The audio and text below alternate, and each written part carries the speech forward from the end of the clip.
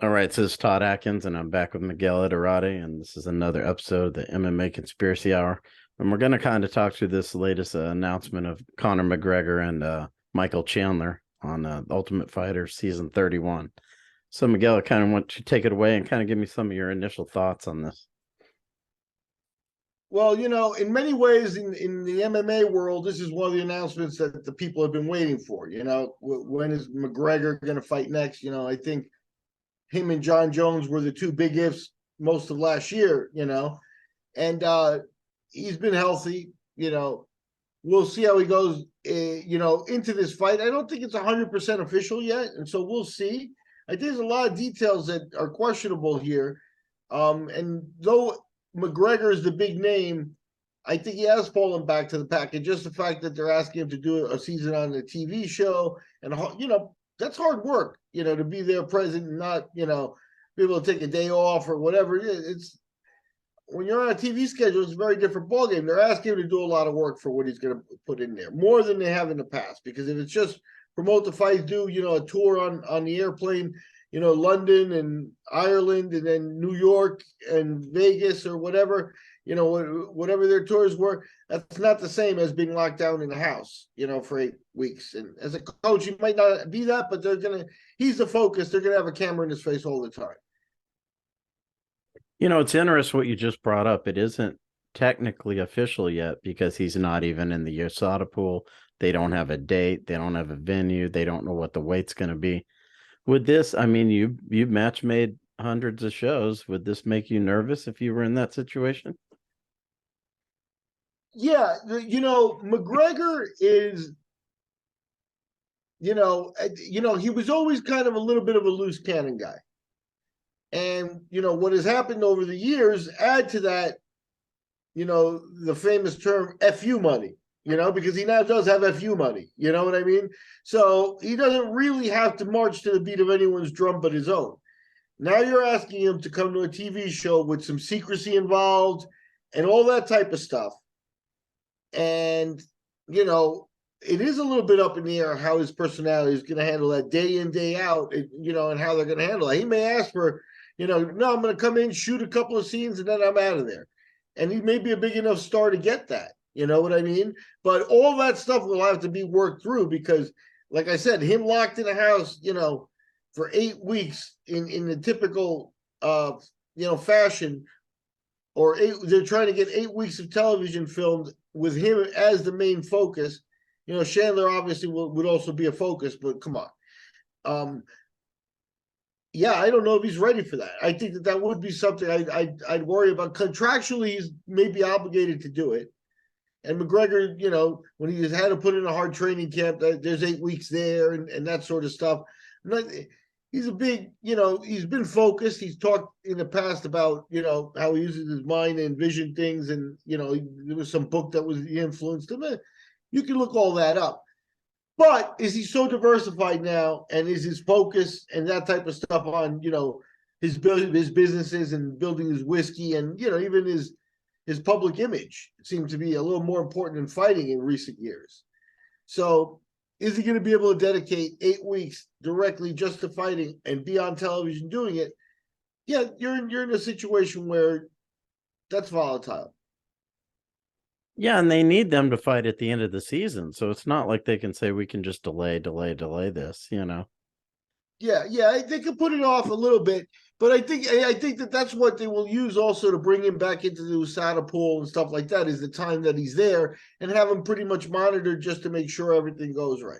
The problem is what happens if it goes wrong and if it's on camera or whatever, then what's the impression there? So yeah, I think it's interesting because what are they going to be on season 30 something? So 31. yeah, so you're in a situation where scripting and things like that, they've already done just about every option and variable that they can try to make up. And, letting a big personality like him run wild just might be the next step. Now, what do you think? We talked a little bit about this offline, but what do you think? Dana just had his incident. Connor's been accused of something recently. We don't know what the status of that is, but is it a little bit I mean, this is the UFC, so like you were saying, it may not even matter, but is it a little shaky to bring him in, given, that he has accusations with a woman? They just had this embarrassing thing with Dana. Is it maybe a little odd to do it so quickly? Tom, we've had ongoing conversation across podcasts, and I don't mean to just be, beating a dead horse, but this does fall back to Dana's contract. And I think here you see a great divide. I think that when Zuffa sold the UFC to Endeavor, that contract gives Dana as much authority as you can imagine for anything that goes on in the ring, fights, roster management, money offers, everything like that is all in Dana's world. How does the Powerade thing that we covered last podcast happen? That might not be, because it falls under corporate sponsorships, and you could have lawyers figuring that stuff out, and that's how you get maybe Dana in an uncomfortable press conference with Jake Paul. But this falls firmly into the Dana world. And we already know that Dana really doesn't care. That Dana really, at this point, like I said, Dana's got the Bob Arum style written all over him. He might die of a heart attack at 60, but if he's alive at 85, he might still be head of the UFC at that age, So, yeah, I think it's in Dana's jurisdiction at that point. This is where, when he says things like, I don't have a boss and stuff, this is where he can flex and show that aspect, show what he means. Plus, if anything came of it, they could just, probably cancel and go another direction anyway, right? Yeah, you'd have to have a backup plan, I think. Obviously, I think they're good at backup plans. I mean, they've even been making public at times, who the backup is for a title fight and how he made weight also and things like that. So it's part of the ongoing story. And again, once you're investing television money, even though the UFC is a company with a lot of money, when they're investing television money, it's different than investing, they're investing in a season. They want to get 8 weeks of television out of it, or 10 weeks of television out of it, put a big finale on after it and stuff like that. There are goals and financial, touch points that they're going to have to make. And, that's what's going on there. I think that's the only thing that the financial guys will care about. If everything goes okay, they're willing to ignore it. But Dana, if something goes wrong, will have less support with the big company, and it may not be enough to kill him there. And I'm talking about, he goes to Vegas, and 3 days after getting there, he's beating up waitresses in a casino. And Conor might not do that. Probably won't. He's probably clever enough to do it. But if it goes completely off the rails, one of the girls gets really hurt. If it goes completely off the rails, yeah, they'll have a backup plan. But the plan is McGregor full force. And this is where I'm I don't know.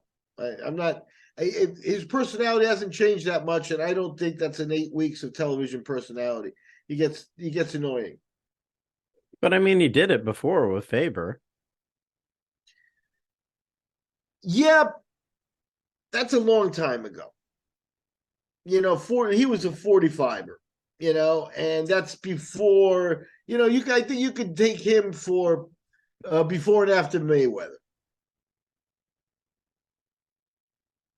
So, yeah, I mean, that kind of leads me in my next question. I wanted to ask you. I mean, obviously he has money. He doesn't need to do this. Why do you think he came back at this time?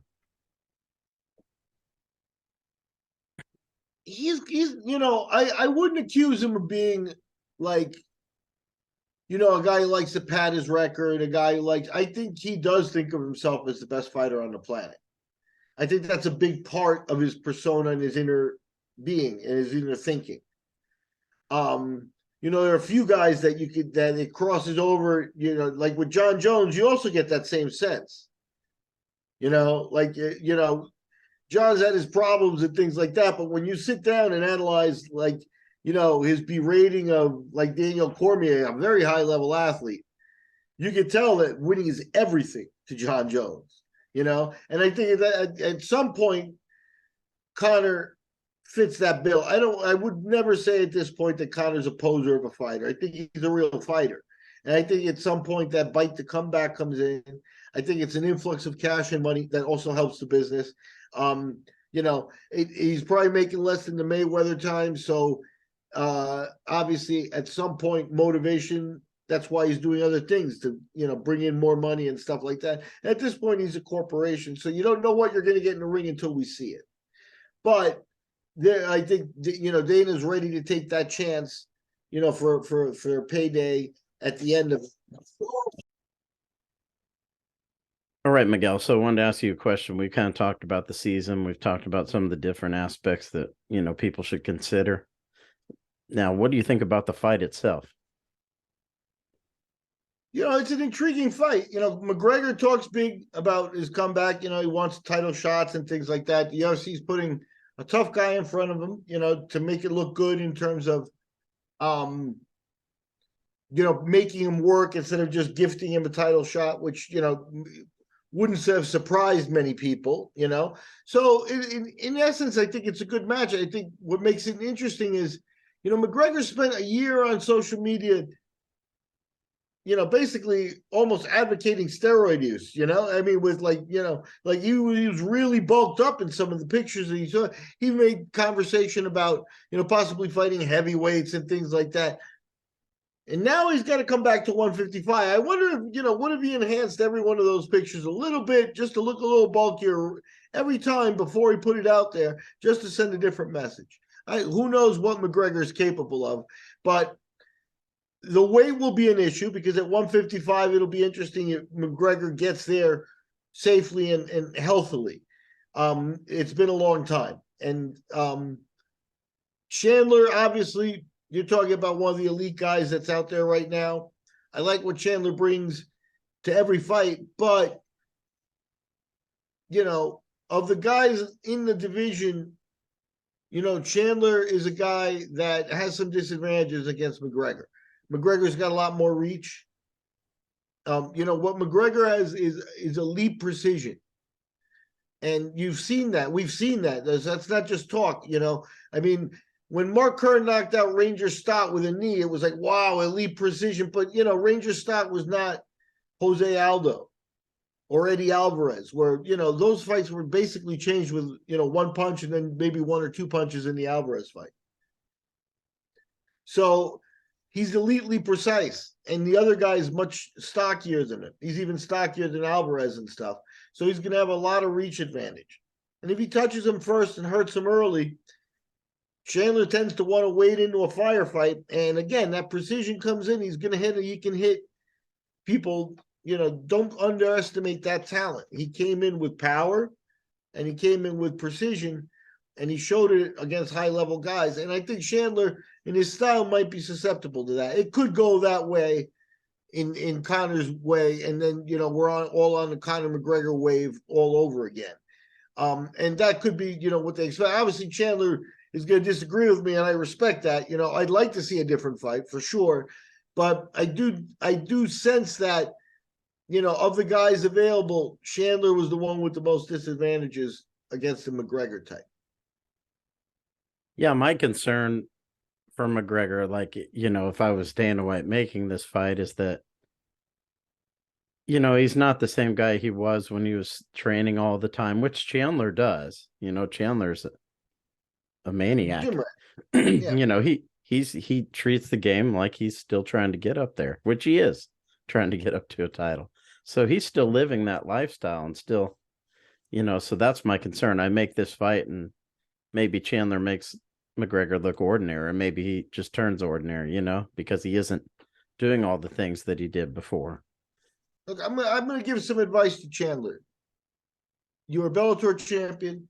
You've come to the UFC, you've made a big splash, fought their upper echelon guys, established that you belong there without question.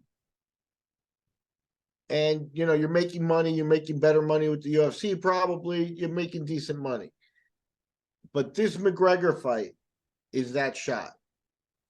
So now here's two ways to take about it, and this will tell us a lot about Chandler afterwards, is Chandler's a pretty elite level wrestler. You don't see it a lot in his fights. In some aspects, obviously you do, because you can't, he stays on his feet. But but you don't see him taking people down and doing things like that. And you know, I wonder what would happen if he took a Ben Askren approach to this fight and decided to wrestle with him and just.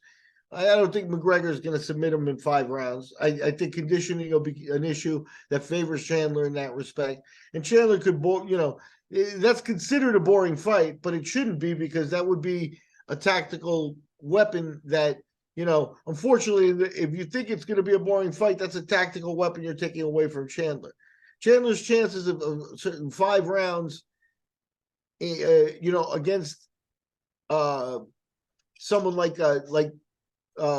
McGregor, a striker like McGregor, are similar, I think, to Couture's against Liddell. He has to fight an absolutely perfect fight for 5 rounds and avoid the other guy's equalizer. And Randy couldn't do it standing, not against Chuck. And I don't think Chandler, you know, you'd be gambling it to say Chandler could definitely last 5 rounds in a stand-up fight with McGregor. I think I think Chandler's got to use some of the wrestling, which he's been averse to using, and he's definitely got a shot, and it would be great. But like I said, I think in terms of matchmaking, I think McGregor has the stand-up advantage, and that's not the case with Poirier.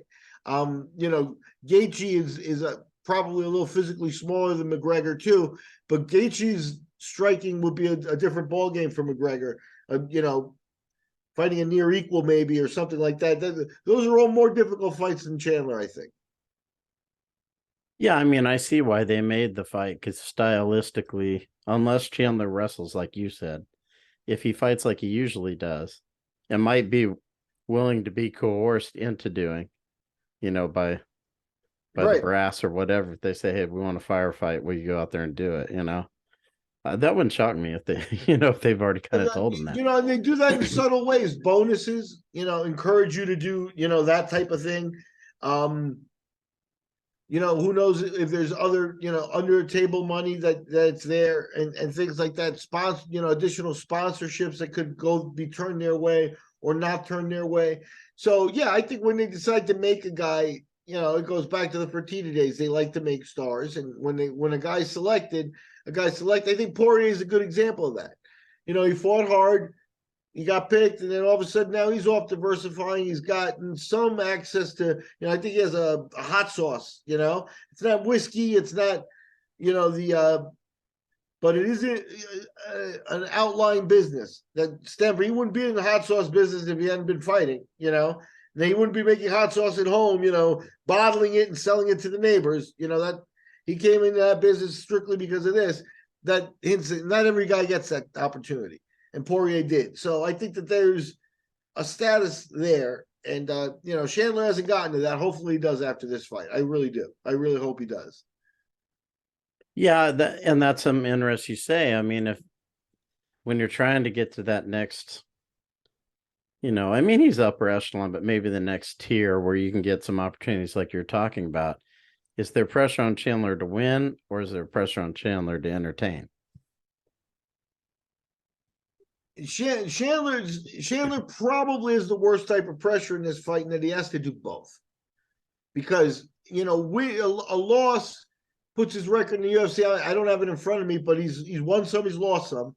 That's not a great place to be in there. You know, Eddie Alvarez did the same thing, left, you know, for greener pastures at some point, but he got the UFC title somewhere in there. Chandler hasn't cracked that yet. I think he had an interim title, but that's not the full-on title. So I don't think I think Chandler, like you pointed out, should very well be hungry for this fight. It's a step up.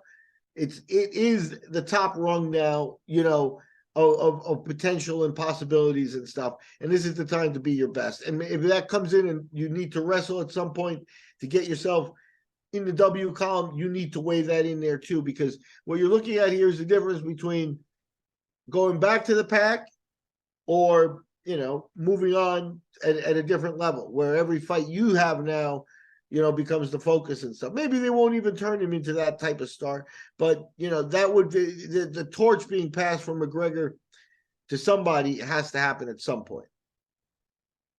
If McGregor loses this, do you think we see him again? It depends. It depends how he loses it. I mean, we saw what happened with the injury. A lot of people, the way he handled it from the second it happened was already talking about, coming back and how he wasn't going to go out that way. That wasn't the rhetoric. He wanted a rematch and, but it wasn't even a second where it's like, oh my God, I may not walk again. And let me talk tomorrow, So yeah, I think McGregor is, like I said, that fighter streak, he'll feel the bite to go and do it again at some point. It'll have to be right. And I think that what comes into mind too, what you could really ask there is, with a loss, does the UFC cut McGregor? Is he a guy he's lost a few in a row? He's, a few years past his prime. Do they let him go? Then you could see him definitely enter that mix of big fights outside of the UFC. He's one of the few guys that could draw at some point there, unless, things go drastically wrong for him. He'll still have some star power after that fight. Now, I want to close on something else before I let you go. Fedor just had his fight. He lost to Ryan Bader pretty quickly in Bellator's retirement fight. And we're seeing this a lot with fighters. We saw it with Shogun. The fight didn't go well for him either. What did you think about his fight, Fedor's fight, and also these retirement fights in general? Most of them don't seem to have a happy ending for the person who's going out. It's a very difficult thing, because when a guy knows he's done, you want to do some type of celebration. But I'll look back at a little bit of history, and when Sugar Ray Robinson fought his last match in Madison Square Garden, they invited him back a month later to do a ceremony. And I think that's telling. I think involving the retirement with the fight puts a lot of pressure on everybody. The matchmaker is in a very difficult position as well, because if you matchmake him soft so he gets a win, then you matchmake him soft and he got a win, And most athletes don't want to go out that way. Like, I think Fedor probably asked for the Bader fight. I don't think Bader wanted to do it. I don't think that's the preferable match that even Coker would have wanted to do there. But I think that Fedor thought he might have a chance in a rematch, and that would be the way to go out. It doesn't often work out that way, but again, that's where the matchmaking becomes very difficult. Do you let the fighter pick the opponent? Yeah, no, I'm very motivated for a Bader fight because of the rematch and getting that back and stuff. Great, he's motivated. So I mean, you're checking off boxes that lead you to a fight, but it's a very difficult situation knowing it's his last one, and it puts everybody in a bad spot. So I almost feel like the retirement, if you're going to do it spontaneously, or you're going to do it, you've been thinking about it, keep it to yourself before the fights. And then leave your gloves in the ring like you did and retire. And everybody says, oh, retire. Now we can talk about you and your legacy and everything because you're not going to fight again. But leading up to it, I don't like it as a promotional tool. I think it's unnecessary. And, again, like you'd love to go through the pageantry of Fedor being given a trophy and having his hand raised and see that one more time. But if he beat, an average or below average guy, and everybody knows it, that takes away from it too. So it's very disturbing to be in this situation. I don't think it's a good thing to be advertising the retirement fights. But they were able to bring out a lot of legends to be there. So maybe that part was good. Yeah, I think the UFC can do stuff like that. I wonder, at the end of the day, Bellator made enough money to cover, the expenses of bringing all those people in. And I don't mean to joke around or anything like that, but it's nice. But that's what you get. You get a nice evening, nice pictures, nice stuff like that, But every one of those people, whatever little appearance fee, and then the trip and stuff. Yeah, it's going to be a good time. Yeah, I'll go to the fights. They all had fun. But that's really all it was, the way to celebrate Fedor is not, like I said, now that he's retired, now we could truly start to do tributes if this was all like, the way things should be, right? Because you've got to start to look back There are people that are MMA fans that don't remember the way the man came up, always mild mannered, but he was, the win streak, and he was unbeatable for a long time. And that's a shadow of what we saw this other weekend. So now that the career's over, now's the time to look back at the totality of it. You can't do that without, the last fight. So like I said, I think it was nice for them to have all those people, but some of them, Chuck Liddell, it's like, yeah, he's a great fighter, probably belongs on the same level, of respect and historic position, but they have no ties to each other. Why is he there? And there were many questions like that. They had a Legends night around Fedor's thing, and I think, some of the fanboys had some fun there, but it doesn't amount to anything really big. And I think, Fedor lay an egg in the ring. Yeah, as a historian that you are, how do you feel about that when you see Fedor, get beat that quickly in his final fight? You personally. I'll let Fedor tell you. I think I'm going to misquote him exactly, but Fedor said something along the lines of it ended exactly the way it should end. And I think that now that we have it and we can look back at it, here's a guy I consider the greatest that we've seen. From 93 on, in the ring, competition-wise, I think in his prime, he was the best. And now he no longer is. I remember, having access to him, talking to people that were Russian, and they were enamored with him in such a way, like he was the Russian guy that was a champion, and he's unbeatable and stuff like that. And I remember having a conversation that Father Time is going to catch him, and that's the way it worked. And if that's the lesson that Fedor gives us with his great career, other fighters should take that into account. And I think that his words hint at that. I think he's a philosopher inside in Russian that you'd get real thought from him. So I'll just leave it at his words. It happened exactly the way it needed to happen.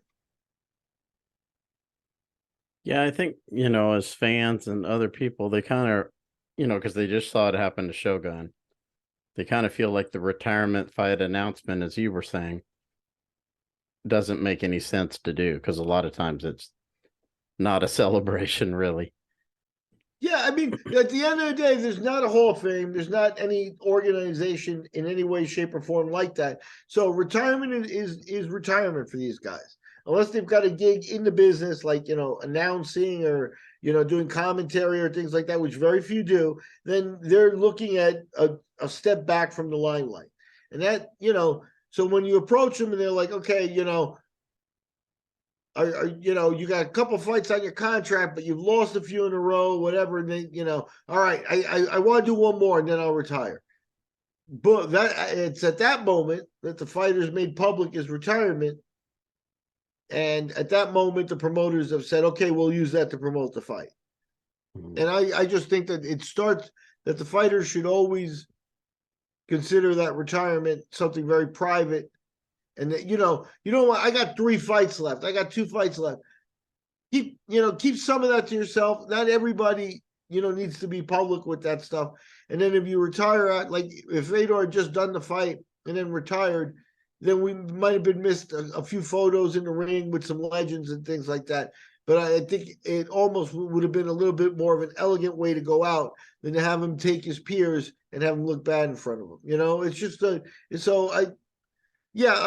just think it's not the right thing to celebrate. It's not the right time. Like I said, in boxing, the Sugar Ray example is a good example.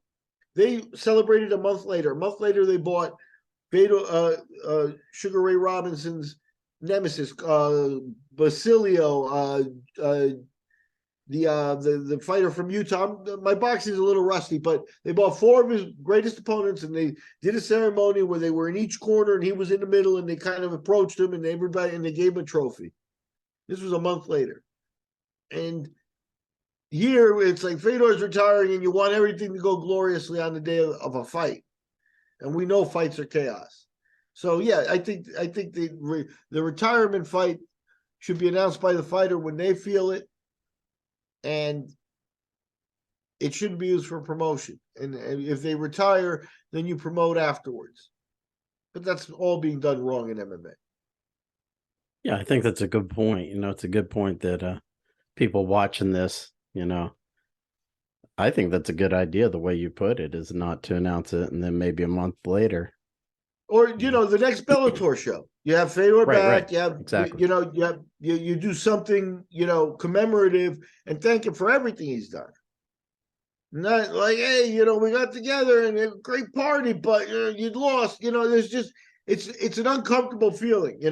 How there's no one really except maybe the men they invited that should address Fedor about that and that the emotion of losing a fight in his career and stuff like that, because he has no peers except for maybe those men. You know what I mean? So it's like, who can he talk to about the emotions and things like that? I think you need to give him some time to deal with that. I think in the event right now, it's just, I think he went out a little sad. I think it was a little sad showing, and it wasn't a great moment for MMA. Yeah, and kind of like Hua as well, Shogun. Yeah, exactly. And in the UFC with their broadcasting and stuff and their control, you got to see less with Rua. I think Frankie Edgar might fall into that category too. But they managed their production a lot better. But with Bellator, it was the focus. They had nothing else on the show except for that was the main thing. That was what they ran the show on and stuff like that. I mean, obviously they had a full card, but what were they promoting?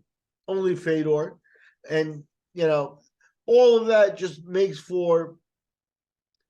I guess the modern term is a cringe moment. It's like, how can you, So yeah, that's how I feel about Fedor, and not the way I would have liked to have seen him go out the GOAT. Well, I think it's a good thing to end on, a good lesson for people to, that are watching this. And as always, Miguel, I appreciate you taking time to do this. And everyone watching this, until next time, take care. Thank you very much, Todd.